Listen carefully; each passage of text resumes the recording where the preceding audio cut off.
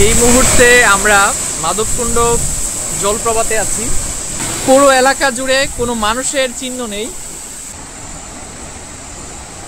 School পরিদর্শনের জন্য আজকে বড়লেখা উপজেলায় আসছিলাম। পরিদর্শন শেষ করে সন্ধ্যার আগ মুহূর্তে চলে যাই মাধবকুণ্ড জলপ্রপাতে। সেখানে গিয়ে জলপ্রপাতের সৌন্দর্য দেখে বিস্মিত না হয়ে পারলাম না।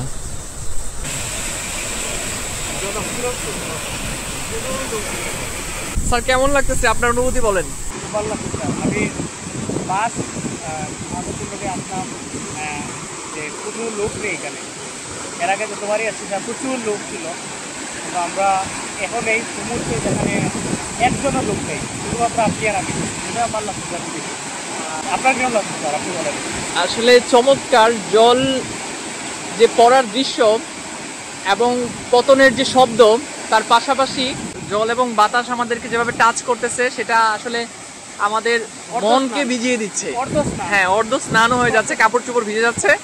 ছোটোবেলা যখন স্যার এখানে আসতাম, আমাদের তখন আমরা গঙ্গা স্নান যেদিন ওই দিন আসতাম আমরা। মূলত আমরা মাধবকুণ্ডটাকে আমরা তীর্থস্থান হিসেবে জানি।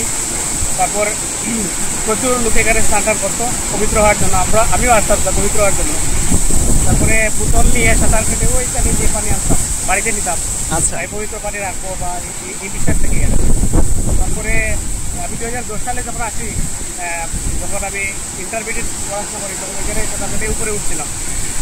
উপরে উঠে প্রচুর বড় বড় পাথর দেখছি। পাথরের মধ্যে সুন্দর সুন্দর লেখা, A+B, বিভিন্ন চিত্র লেখা। আচ্ছা আচ্ছা।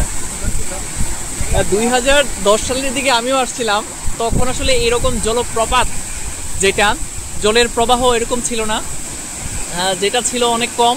এবং দেখা গিয়েছে যে উপর থেকে পানিটা মেশিন দিয়ে ফেলা হচ্ছে, এবং একদম উপরে যাওয়ার পর এই দৃশ্য দেখে খুবই কষ্ট পেয়েছিলাম। তখন স্যার উইন্টার সিজন ছিল।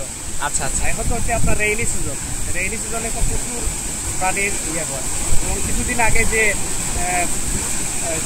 হয়েছিল, বৃষ্টিপাত হয়েছিল, তখন ওই সম্পূর্ণ জায়গা জুড়ে পানি আসছিল। ওরা তো খুব সুন্দর দৃশ্য।